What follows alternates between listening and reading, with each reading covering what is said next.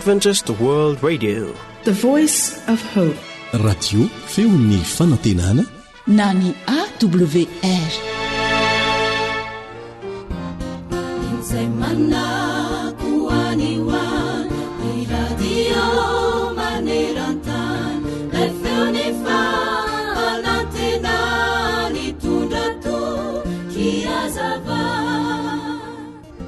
Isaky ny alady etoandro dia mizara tirakta na mizarandreny bokely ra-pilazantsara ireny ty lehilahy kristianina iray.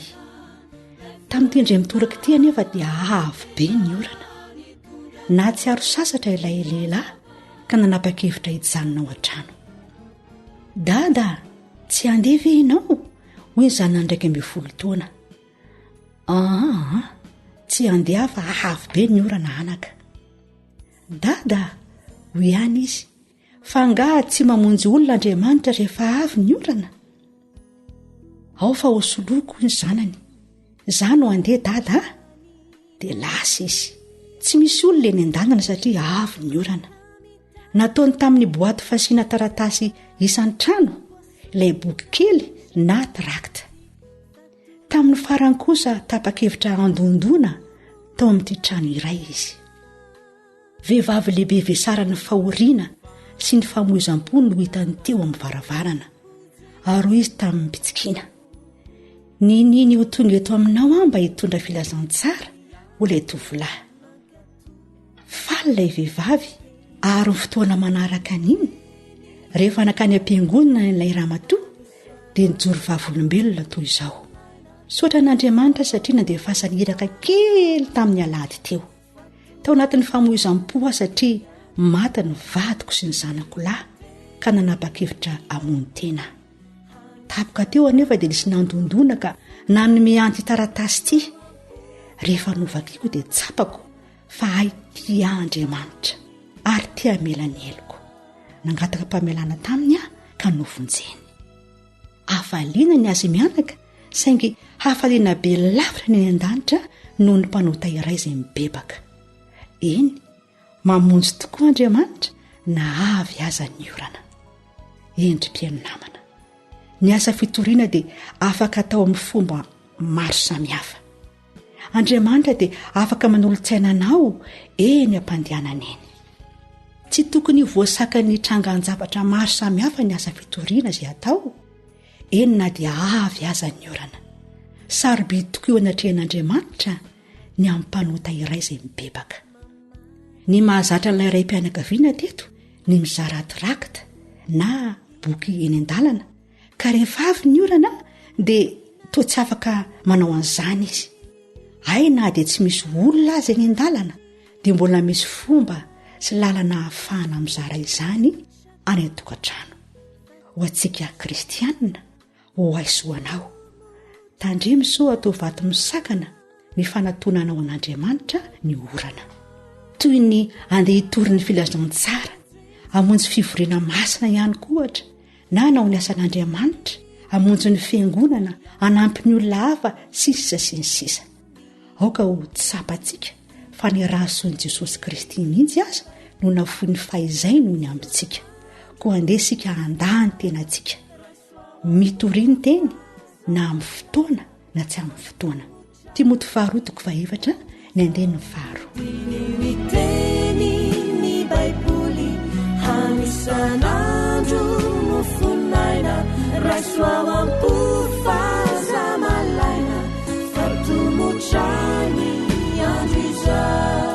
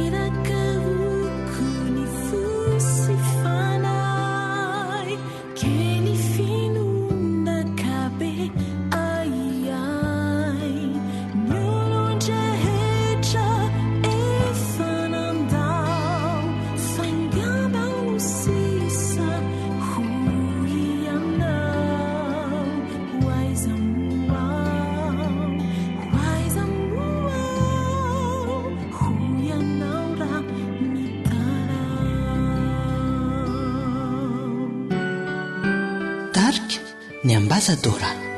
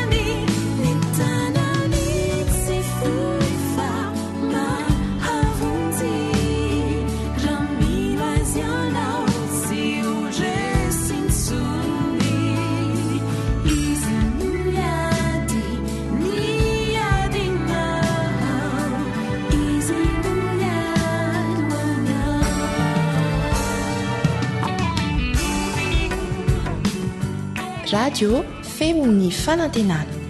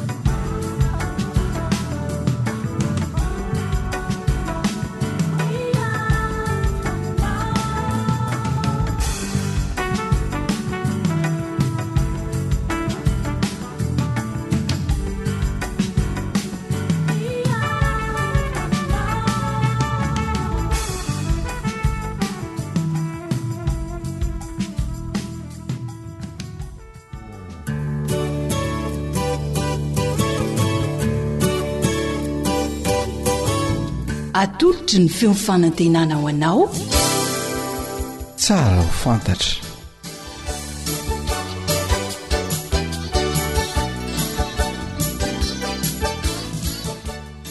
miarabanao manaraka ny fandarana tsara ho fantatra eto amin'ny radio AWR na ny feony fanantenana antenaina fa hitondra soa sy fanampahalalana ho anao ny fanaranao izany ko dia manasanao any gilatsofina sy ankafy ny fiarahana.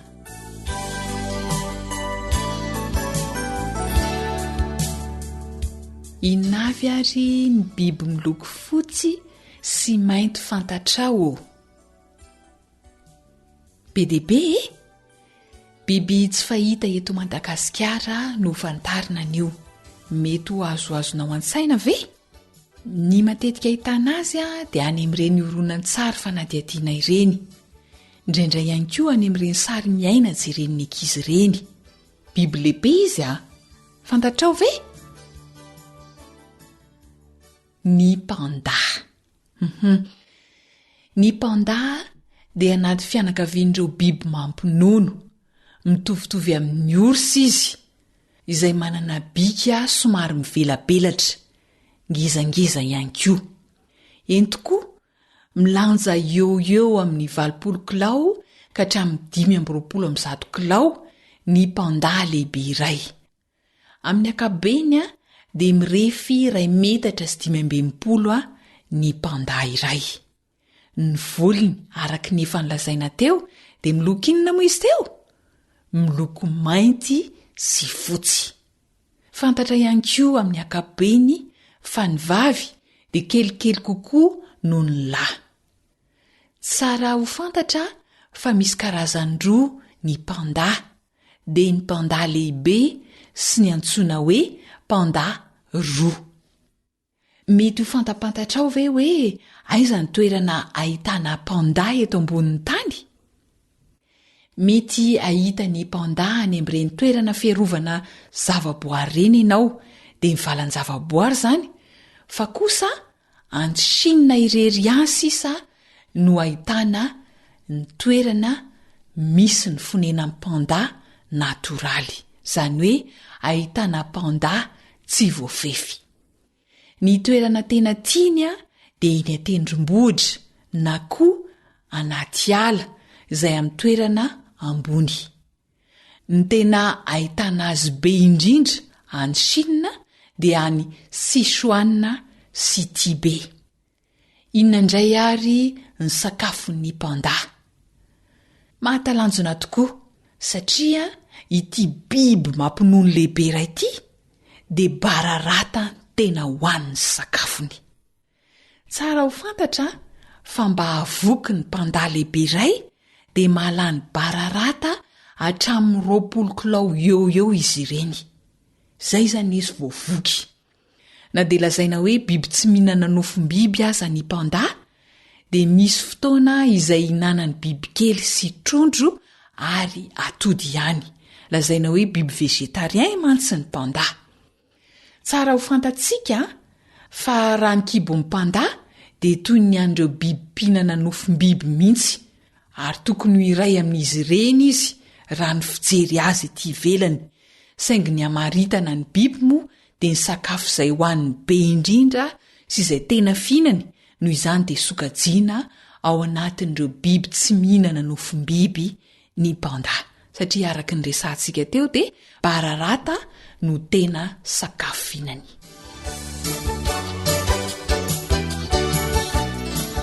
Andao fantarina indray ary ny fomba fampitomboan'ny taranaka. Azo lazaina ho matotra ara-pananahana ny panda iray rehefa eo amin'ny 5 na 9 taona eo izy. Somary sarotsarotra ny fampitomboan'ny taranaka satria andro vitsivitsy isan-taona ihany ny fotoana ahafahan'izy ireo mamokatra. Raha ny fitondrana voka indray dia maharitra eo amin'ny 12 hatramin'ny 13 andro eo. Ny panda vavy iray dia tsy afaka miteraka mihoatra ny 2. Zany antony rehetra izany angamba no isany mahavitsy dia vitsy azy maneran-tany. Ny fempotoana iainany raha mitoerana voaharo tsara dia mety mahatratra eo amin'ny 13 hatramin'ny 30 taona eo. Zay zany ny fempotoana iainan'ny panda. Fa raha any amin'ny toerana natoraly kosa dia eo amin'ny 20 taona eo ihany ny fotoana velomany.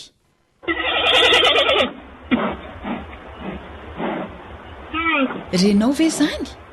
Zany ny feona panda. Mety mamoaka feo samihafa ny panda, mety trerona izy, nefa koa mety fendrofendro. Ity am-pamaranana dia tsara ny hafantarana fa manana famantarana manokana ny panda. manana ratsana miisa enina ny panda ary akibe tsy tena izy le fahenina. Raha ny tena marina io ratsana fahenina io dia antsoina hoe taolana izay toy ny hatotanany ihany. Izany no naharian'ilay Andriamanitra mpamorona izao rehetra izao ny panda. Isan'ny biby mahatalanjona tokoa. Andriamanitra no miahazy ireny, manome ny bararata ho fihinany na dia any tendrombohitra sy any anaty ala be any aza ny tena fonenany. Eny fa na dia 20 kilao aza vao mahavoky ny panda iray. Tsarovo mandrakariva fa manoatra no ireny biby ireny no hiahin'ilay Andriamanitra pahary anao fa matoky azy. Drididiasy Zoanitra no nanomana ny tsara ho fantatra ho anao androany, ry lahy kosa ny teo amin'ny lafin'ny teknika. Indro andin-tsoratra masina atolotra eo anao no ifanaovantsika mandrapitafa indray. Isaia 40:4. Matoky an' Jehova mandrakizay, fa Jehova tompo ny vatolampy mandrakizay. Amen.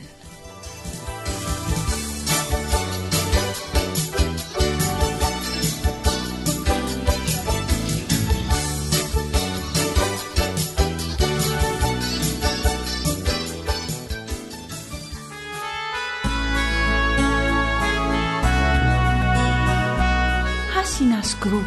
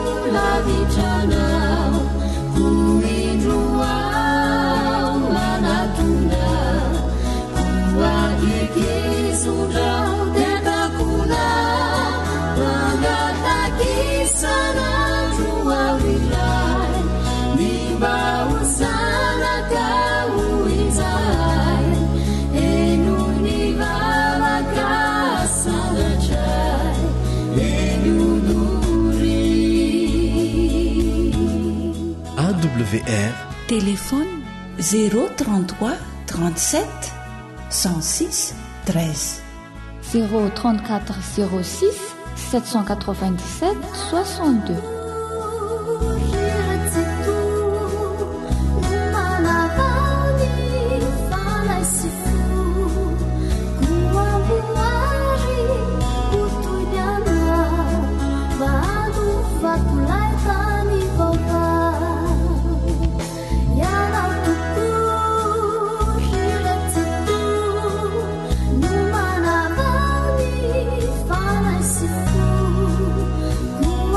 Wow.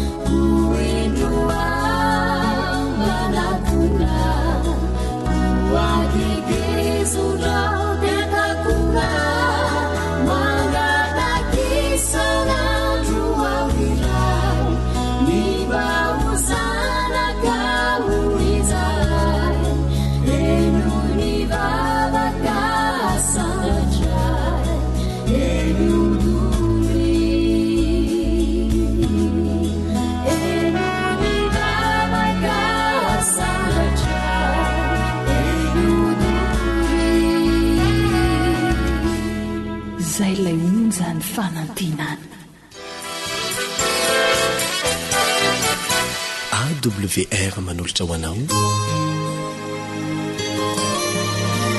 feon'ny fanantenana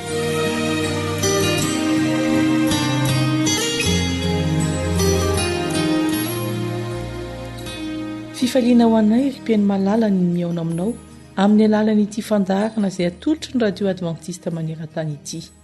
Maniry koa izahay mba hita fifaliana sy fahasoavana ho mpanarahan'izany eo amin'ny vata fandraisam-peo mody any namana Samma, manolotra kosa Yolande Ratsurman.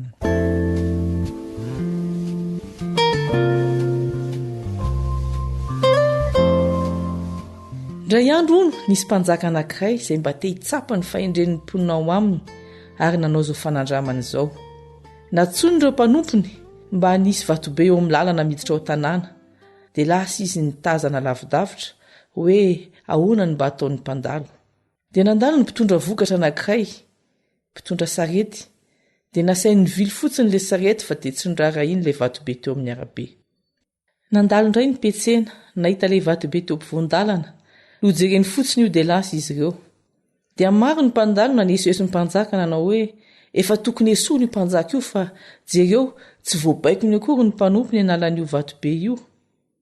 Nandalo kosa nefa ny tatsaha iray nilanja gony kely ary raha nahita ilay vatobe dia nijanona ary nitady izay fomba niliana ilay vatobe. Ary efa voakidia ilay vato dia akory ny atairany fa nisy kitapo kely nisy vola tao anatiny. Nivoaka tamin'izay ny mpanjaka ary niarabazika ny teny hoe ho an'izay manakidia ny vato no nametrahako ireny vola ireny. Asa matahotra. Tsy mampatsiaro anao tantara ao amin'ny Baiboly ve izany tantara izany? Melony ny kafantsika ny Baiboly dia raha mivavaka isika.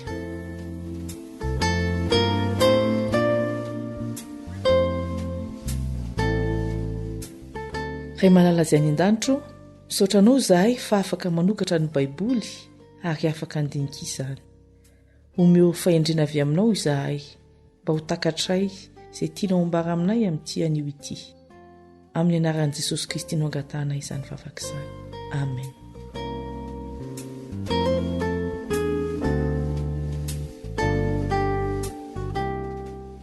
Andeha hovakitsika ao amin'ny Jaona, filazantsara nosoratany Jaona toko 2:7-30.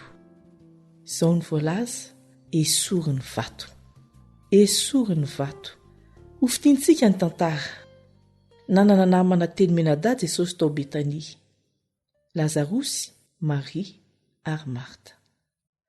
Asa raha fantatrao fa Maria ilay nanositra ny tompo tamin'ny menaka manitra sy namoaka ny tongotra Jesosy tamin'ny volondohany. Lazarosy kosa nadahany. Rehefa narary dia nanirak'olona izy miravavy ilaza amin'i Jesosy hoe marary ny anadahanay ka tonga avaingana. Rehefa nandray izany Jesosy dia tsy avy hatrany dia nandeha fa mbola nitoetra teo andro vitsivitsy.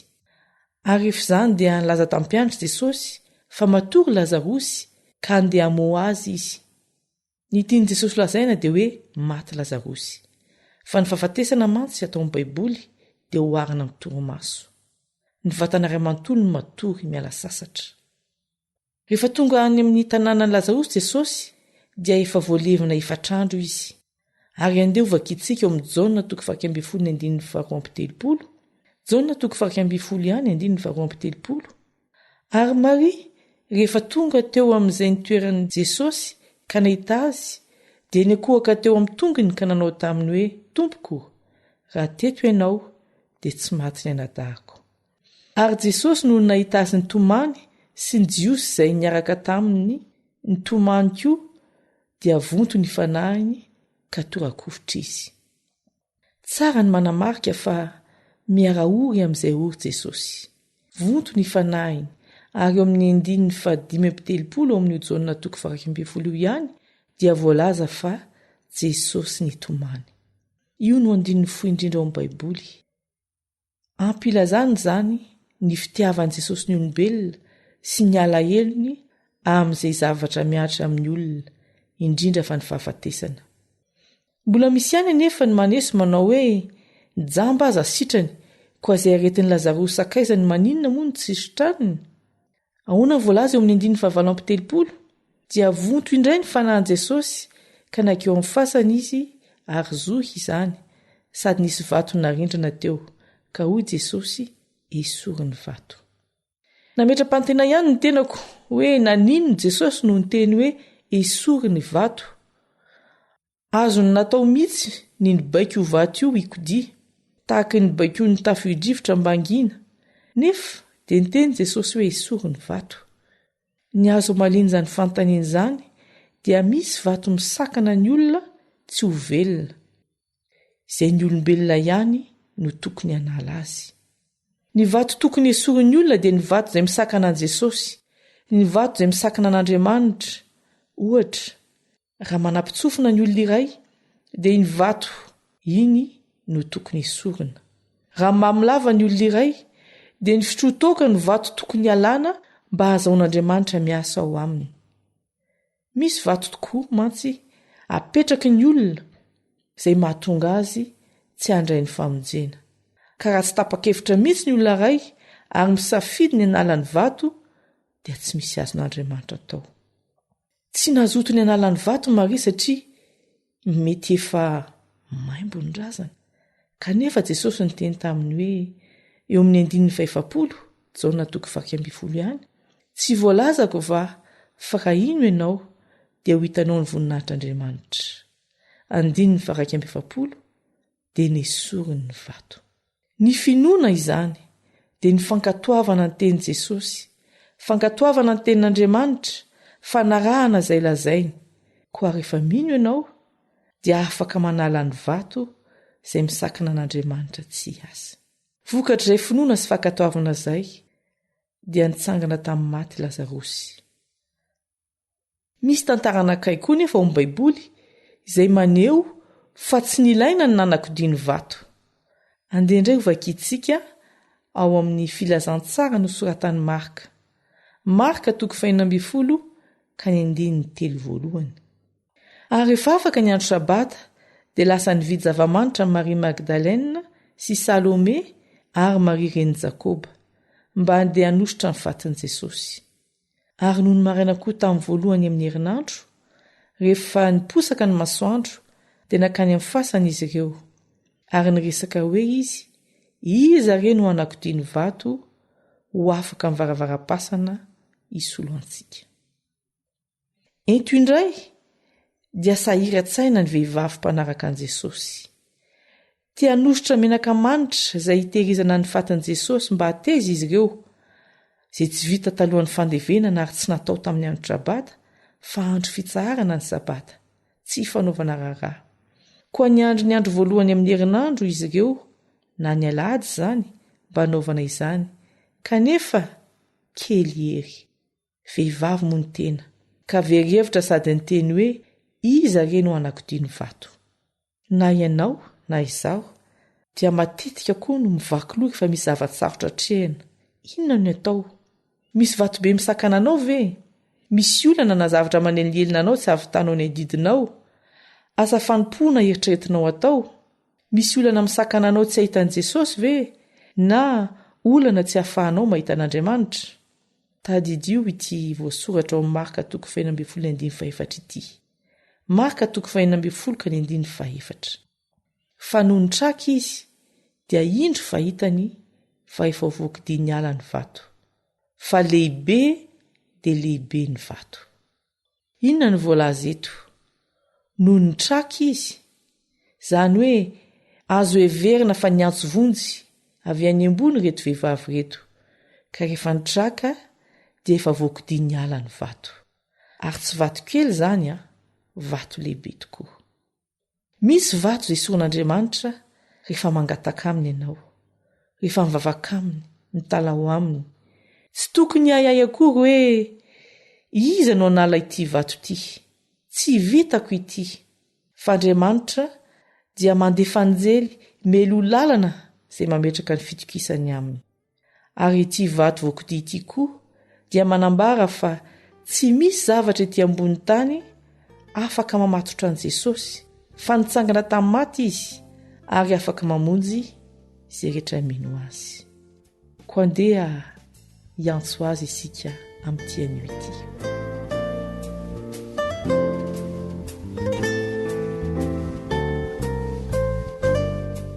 Ray malalo, misy aminay mbola mifikitra amin'ny vato izay mampisaraka anay aminao. Ampio izahay hanala izany vato izany. Misy aminay kosa nefa no nietreketraky ny tany dia manana vato izay misakana anay tsy ho voavonjy. Irao ny anjelinao anankodi izany. Irao ny anjelinao hialoha lalana anay amin'izay rehetra mety manahirana anay.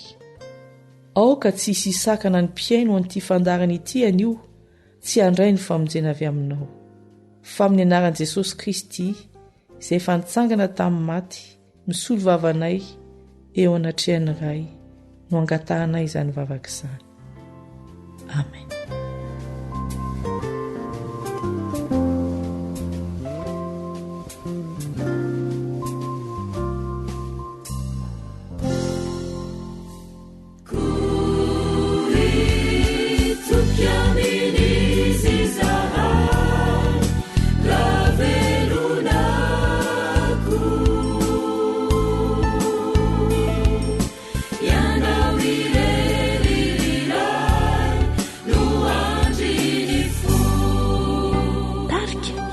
De l'île.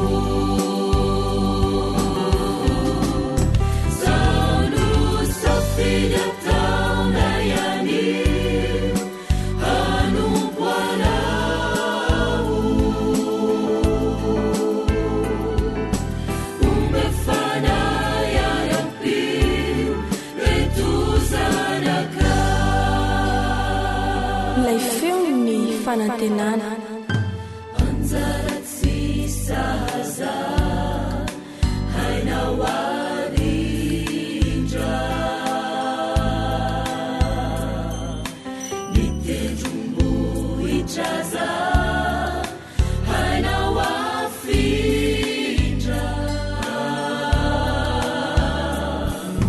tsy misy toetra ratsy tsy hainao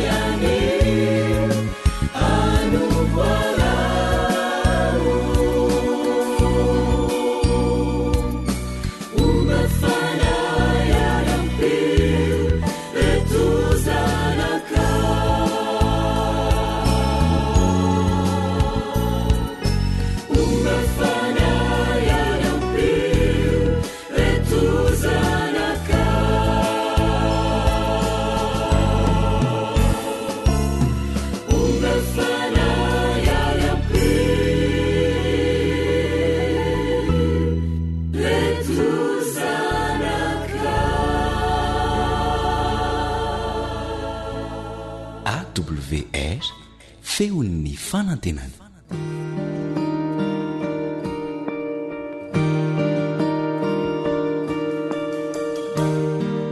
eo ampanarahana ny fandaharana vokarin'ny radio feon'ny fanantenana ianao, aza miala fa mbola mitoy ny fotoanantsika. Misaotra tompoko.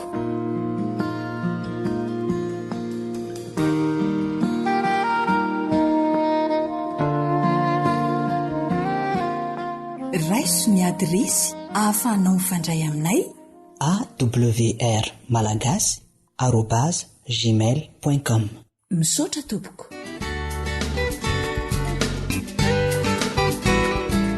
Fianakaviana fon'ny fiarahamonina.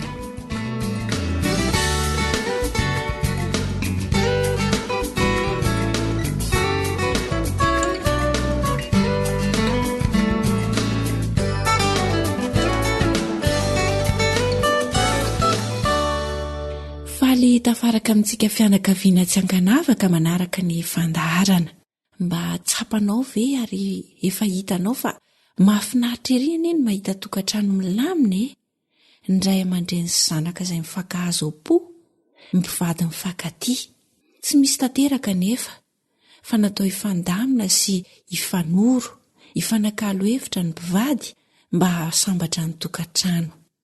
Dia nomeny tenin'Andriamanitra antsika vehivavy ny torohevitra manao hoe: ianareo vehivavy manekeny vadinareo. Ny fanekenao izany dia ampirindra sy ampifameno ny fiarahanareo roa. Tsy mampietry akory ny fanaovana izany fa mampisondrotra anao aza, vao maika hampandroso sy hampilamina ny tokantrano. Raha izay ary no anjara natokana ho an'ny vehivavy, dia mba ahoana kosa ny anjara ho an'ny lehilahy e? Manasanareo mivady, eny isika rehetra mihitsy anaraka izay torohevitra natokana ho an'ny lehilahy izay. Inona indray re izany?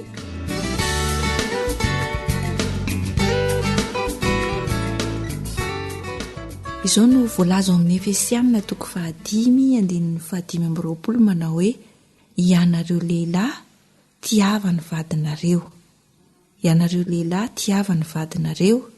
Efesianina 5:15. Izay ny lalàna voatokana ho anao lehilahy, ary dia mipetraka indray ny fanontaniana manao hoe: fanahoana? Mety hamaly mantsy ianao hoe: matoa ny vadiako anie dia tiako e. Vehivavy firy izay nandalo teto imasoko izay nefa izy no nofidiako. Tsy pirofo azo antoka ve izany fa izy ny tiako? Ka nahoana indray no asaina tiaviko izy? Marina ny teninao, saingy dinio kosa anie e? Amin'ny ankapobeny, tsy ny lehilahy moa no mora manadino ny voadiny fanambadiana ka lasa mijangajanga miafina, na ihany koa mijangajanga miariary tsotro izao voalohany indrindra. Dia inona no valinao izany? Oka janona treto izany adihevitra tsy mampandroso izany fa ny fifatoana mety ho tena antony sy ny tia lalàna natokana ho an'ny lehilahy tia andeha ho fitorana. Araka ny vohitantsika sy ny resahana tany aloha dia manana fironana anoitohitra ny vehivavy. Mahafinaritra ve ny miara-miaina amin'izany? Tsy avetrany ny valiny a? Mahakely fity izany hoe vehivavy manoitohitra izany. Maika miena ny fitiavana azy satria mihita isan'andro ny kilemany, manoro sora izy ary mamizana ny miaraka aminy. Amin'izay fotoana izay indrindra no anenoiny ny lakilosy manao hoe: tiavo io vadinao io, tiavo toy ny tiavan'i Kristy ny fiangonana ka nanolorany tenany amonjy azy. Tsy mba fiangonana Mateo tia akory ene voalazy eto e. Hoy ny teny hoe: fa Andriamanitra mampiseho ny fitiavany antsika, fa mbola mpanota isika dia maty amonjy antsika Kristy. Ao amin'ny Romanina 5:5. Fa mbola mpanota isika dia maty amonjy antsika Kristy. Mpanota izany isika. Fa mola volananao anahaka ny Kristy izay tiany tsy maty ho tia no antony voalohany nanomezana io lalàna io. Ny fiezahana ho tia vehivavy mandreraka ity no anamboatra ny toetranao ho lehilahy malemy fanahy, maharitra, lehilahy endry, lehilahy matotra ka mendrika ny olohan'ny fianakaviana. Loha tokana tokoa mantsy ny nanendren'ny mpahary ianao, ka raha tsy voataizanana fitiavana ianao dia ho lasa mpanjakazaka, lasa lehilahy mpanao teny jadona sy didiko fe lehibe. Fanamboarana anao mba ho lasa lehilahy entitra sy omeva ny andraikitra iandreketanao, izay no fanazavana voalohany ny ilanao io lalàna io. Izany hoe famonjena ho anao lehilahy izany ny antony isian'izay lalàna izay.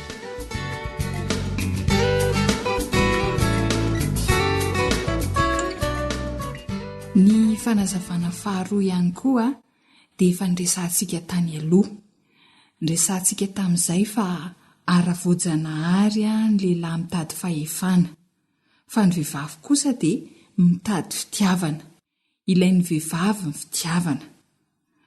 Banga izay ilain'ny vehivavy ho fenoana isan'andro isan'andro ao amin'ny fiainany io fitiavana io.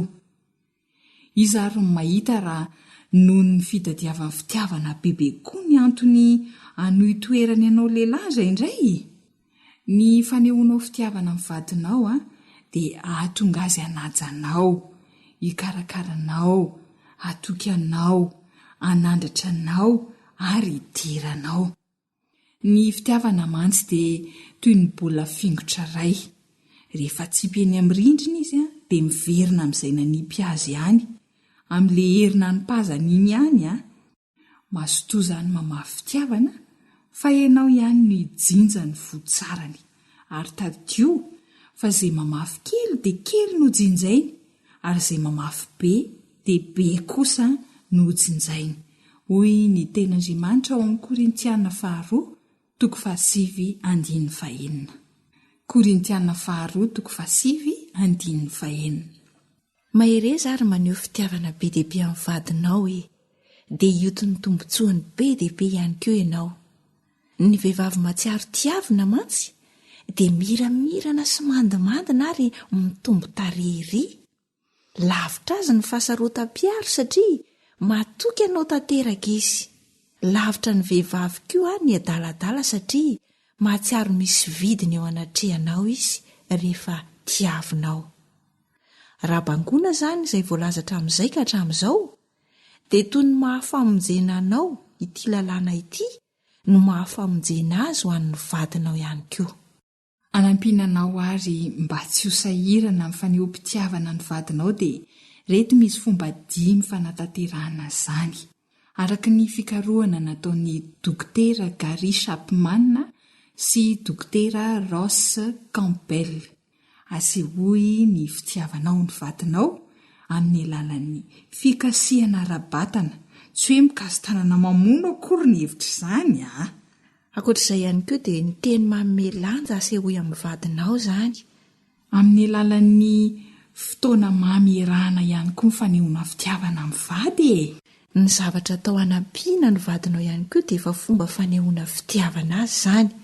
Ary ny fanomezanao, fanomezana ihany koa dia tena fanehoana fitiavana ny vady. Ampiasana daholo izany izy rehetra fa izay hitanao sy tsapanao fa tena ankafizin'ny vadinao bebe kokoa no ampiasao bebe kokoa. Ramseo, raha lehilahy tokana eto tany io vadinao io. Mazotoa ary mahereza mamafy fitiavana be dehibe ho an'io vadinao io dia hijinja fitiavana be dehibe ihany koa ianao. Ampiaro ny torohevitra nomenanao. Izany zohanitra sy fanjaniaina no nanolotra izany ho anao teto, teo amin'ny lafin'ny teknika José. Dia mametraka ny veloma samy hotahian'Andriamanitra ilay raintsika izay ny an-danitra daholo ary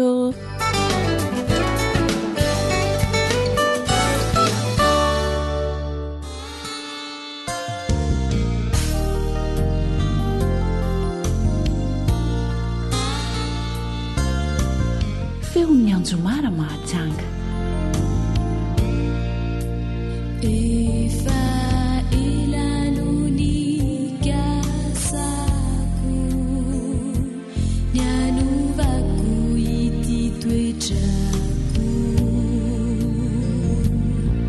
Kalifani fuku mihitsy mini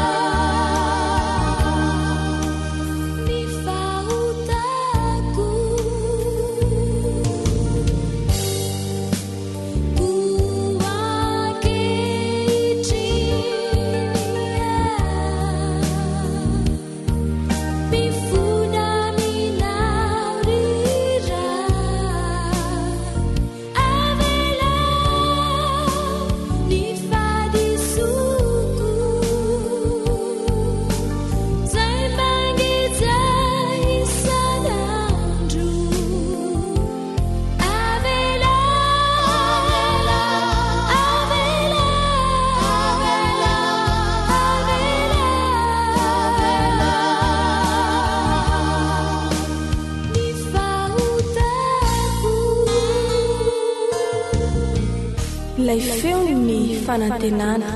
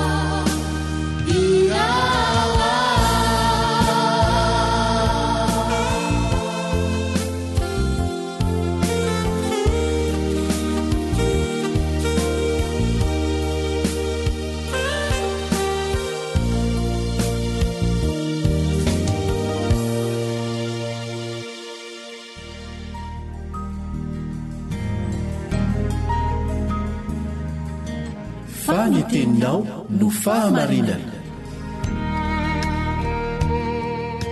Taridalana manokana fianarana baiboly avoaka ny fiangonana advantista maneran-tany. Iarahanao amin'ny radio feon'ny fanantenana.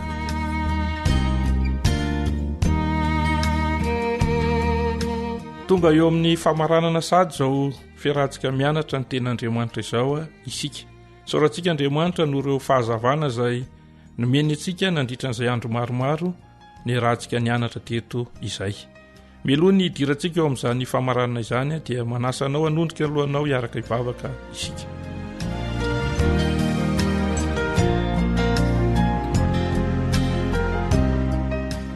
Andriamanitra rainay io, misaotranao izay satria notahinao nandritra izay andro maromaro izay, nomenao tombontsoa afaka niara-nianatra ny teninao. Ankehitriny raha marina izao fiarah-mianatra izao izahay dia mangataka ny fanahinao, hanazava ny sainay, hanampy anay mba azonay mahatakatra ny lesona tianao omenanay, ary hanampy anay koa mba azonay mampiatra izany eo amin'ny fiainanay. Ny anaran'i Jesosy no angatana izany vavaka izany. Amen.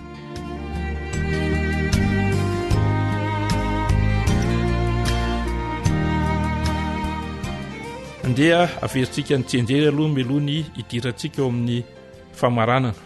Amrony fo madio ao Andriamanitra ary avaozy olona marina ny fanahiko ato anatika. Salamo faraka amin'ny 50 ny andininy 10.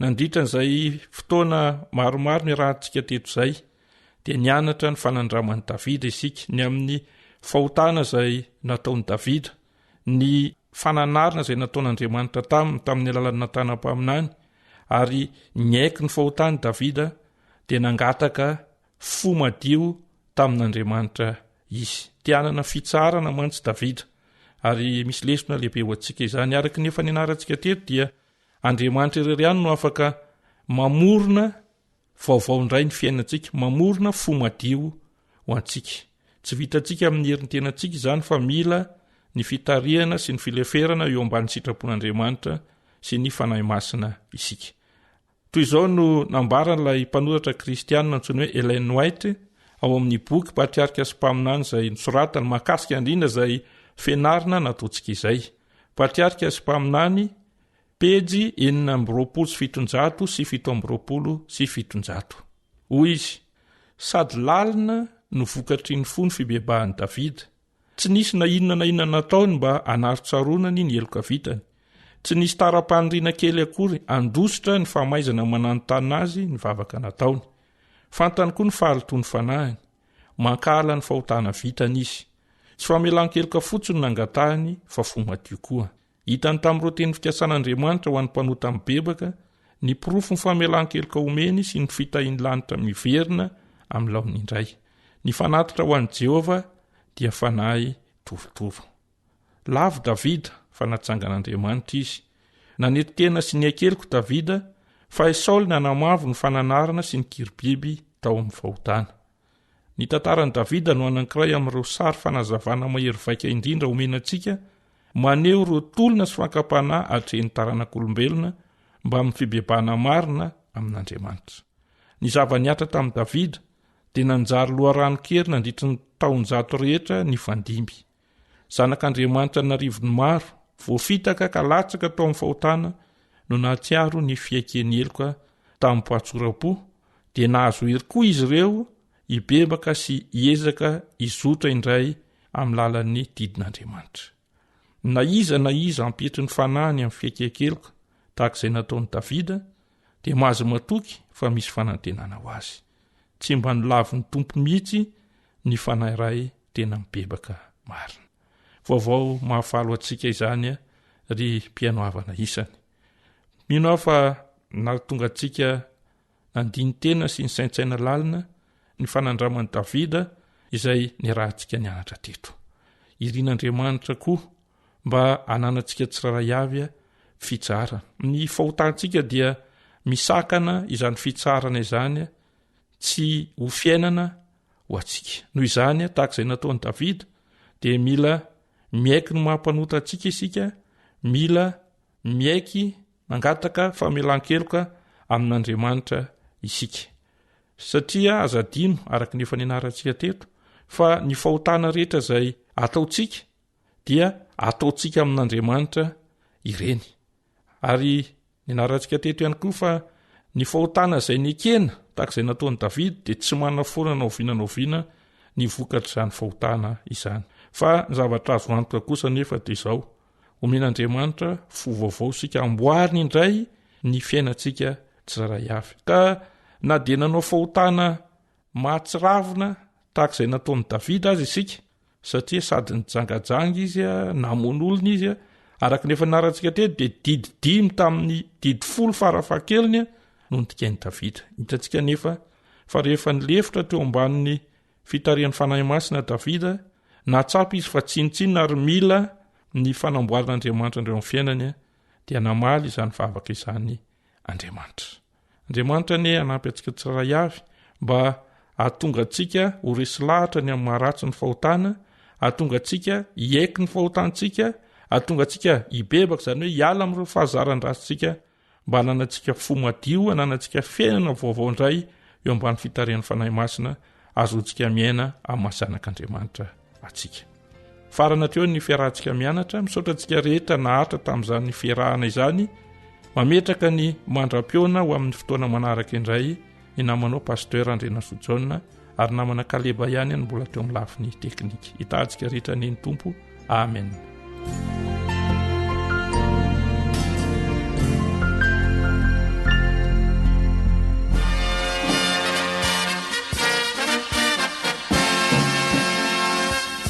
Adventist World Radio, the voice of hope.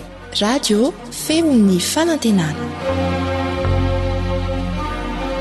Ny farana treto ny fanarahanao ny fandaharan'ny radio feo fanantenana na ny awr amin'ny teny malagasy azonao ataony mamerina miaino sy maka maimaimpona ny fandaharana vokarinay amin'ny teny pirenena mihoatriny 100 amin'ny fotoana rehetra raisoaryn'ny adresy ahafahanao manao izany www.awr org na www.feofanantenana org